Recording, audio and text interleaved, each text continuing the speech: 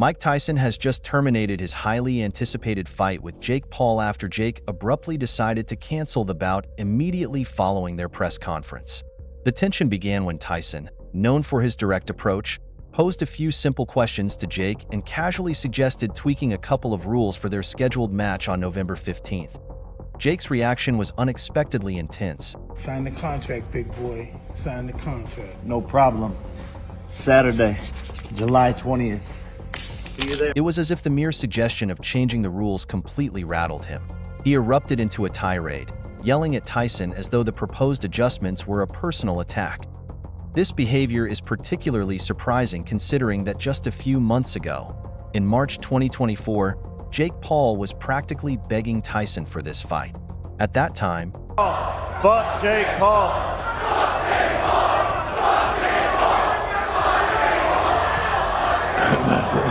Jake, throughout, he eagerly accepted all of Tyson's conditions, signing the contract without hesitation. His recent outburst and decision to cancel the fight mark a dramatic shift in his attitude. Jake's actions suggest that the pressure of facing a boxing legend like Tyson, coupled with the potential rule changes, may have overwhelmed him. Tyson, however, remains unfazed by Jake's behavior, swiftly ending negotiations and terminating the fight. This decision closes the chapter on what could have been one of the year's most talked about boxing events. It wasn't a grand, dramatic announcement, but it landed with more impact than anything Jake had thrown at Tyson during his tirade. The room fell silent, and all eyes were on Jake as he struggled to process the unexpected turn of events. You could almost see the gears turning in his mind as he tried to comprehend the implications of Tyson's words. For the first time that night, Jake's trademark swagger faltered.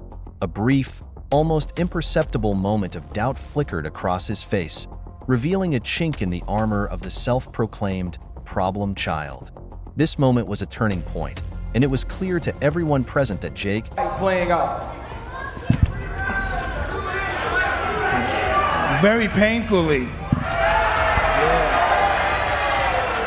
had just been handed a masterclass in psychological warfare. The energy in the room shifted dramatically, and suddenly, Jake was no longer the menacing figure he had portrayed himself to be. Instead, he found himself in the unfamiliar position of being the prey, with Tyson, the seasoned veteran, silently asserting his dominance without uttering a single threatening word. Jake's critical error lay in underestimating Tyson's strategy. He had mistaken Tyson's calm demeanor and apparent indifference for weakness, not realizing that the former heavyweight champion had been playing a much longer game from the very beginning. The press conference, which Jake had likely viewed as just another opportunity to intimidate and belittle his opponent, was actually the first round of their battle, a round in which Tyson emerged as the clear victor without even throwing a punch. Tyson's understated yet powerful approach underscored the vast experience and mental toughness that had made him a legend in the sport. Jake, in contrast, appeared rattled and unprepared for the psychological tactics Tyson employed, leaving him vulnerable before they even stepped into the ring now. In the ring with people with the same intention, but the actuality, no. You're probably itching to know exactly what rules Tyson dropped that sent Jake Paul spiraling into a full-blown meltdown. Well, let's dive into the specifics. The first bombshell Tyson introduced was a knockout-only victory rule. That's right, no more sneaking by with technical knockouts, no more scraping by with decision wins where the judges play a role. The only way to claim victory in this showdown was to deliver a decisive knockout, plain and simple. This rule wasn't just a minor tweak. It was a game changer, especially when you consider Tyson's legendary career. Tyson has always been known for his ability to end a fight with a single, devastating punch that sends his opponent crashing to the canvas, seeing stars.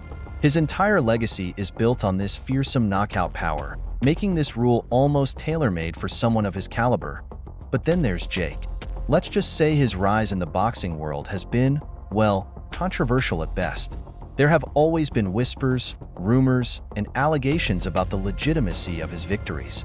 People have questioned whether Jake's wins were truly earned, or if there was some behind-the-scenes manipulation at play. And now, faced with the prospect of having to deliver a knockout against one of the most feared punchers in boxing history, Jake was suddenly staring down a terrifying reality. This wasn't just any fight. This was a fight against Mike Tyson, a man who has built his entire reputation on delivering those career-defining knockouts. The impact of Tyson's announcements was immediate and brutal. Jake Paul, who was usually brimming with unshakable confidence, suddenly found himself on shaky ground. That cocky grin he always wears like a suit of armor, the swagger that has become his trademark, vanished in an instant. Jake, the YouTuber-turned-boxer who has carefully crafted an entire persona around being fearless, suddenly looked like a deer caught in the headlights. And his reaction? Pure, unfiltered panic. Jake canceled the fight on the spot, crying foul and claiming that the new rules were illegal, hoping that this would somehow get him out of the situation. But let's be real, everyone in the room knew that was a load of nonsense. Jake's sudden decision to cancel wasn't some calculated move designed to gain the upper hand. It was a desperate attempt to escape a fight he knew, deep down, that he couldn't win. The truth was painfully clear. Jake was scared. The thought of stepping into the ring with Tyson under these new, brutal conditions had completely shattered the tough guy facade Jake had so carefully maintained. His immediate reaction to pull the plug on the fight wasn't about legality or fairness. It was about survival, plain and simple. He was terrified of what would happen if he actually had to face Tyson under these rules. And let's be real, Tyson did exactly what needed to be done. I mean, if he's putting in all this effort, why should he waste his time on someone like The performance of a lifetime on November 15th, and the universe will align for all of its glory and good for God. Be in shape, be in good shape, because your health depends on it. Hey, you're the one that wanted 8 2-minute rounds. Do you want to make it 10 threes? Don't talk to me about shape. Don't talk to me about shape. Stay in shape, all right? You want 10 threes? Okay. You want Jake Paul, especially when you consider the increasingly loud whispers about Jake's victories, which might not be as legitimate as he would like us to believe. The rumors that have been swirling are more than just idle chatter. They suggest that Jake, our YouTube sensation turned so-called boxer, has been greasing palms, slipping money to referees to ensure those TKO victories that have suspiciously padded his record.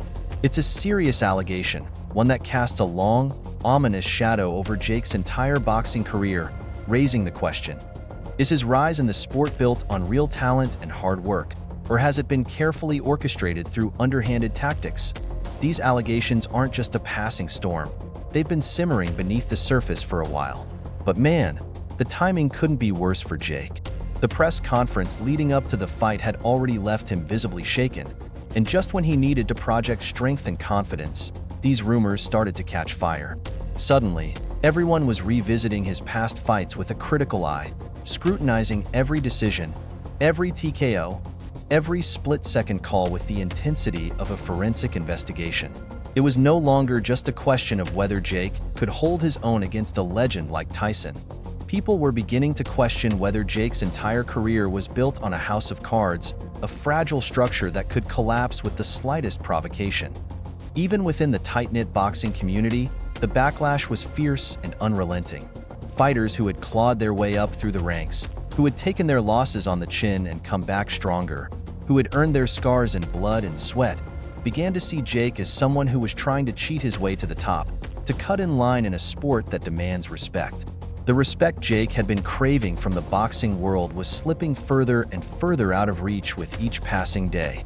The mere idea that he might have bribed his way to victory felt like a betrayal, like a slap in the face to every fighter who had earned their place in the ring through sheer determination, grit, and sacrifice. As the dust settled, the implications of Jake's actions reverberated through the boxing world. Fans felt cheated, betrayed by a fighter who seemed to care more about his image than the sport. Promoters and sponsors began to distance themselves, wary of the growing controversy. And in the hearts and minds of many, Jake Paul was no longer the rising star of boxing. He was the man who could have been, but never truly was. But honestly, do you really think Tyson's just going to let him walk away after all this? No way. It's far from over. Tyson isn't just going to let Jake escape the consequences of his actions. The drama, the tension, it's all building up to something bigger, something that will either make or break Jake Paul. Tyson's not done, and Jake's not out of the woods yet. The real battle, it seems, is just beginning.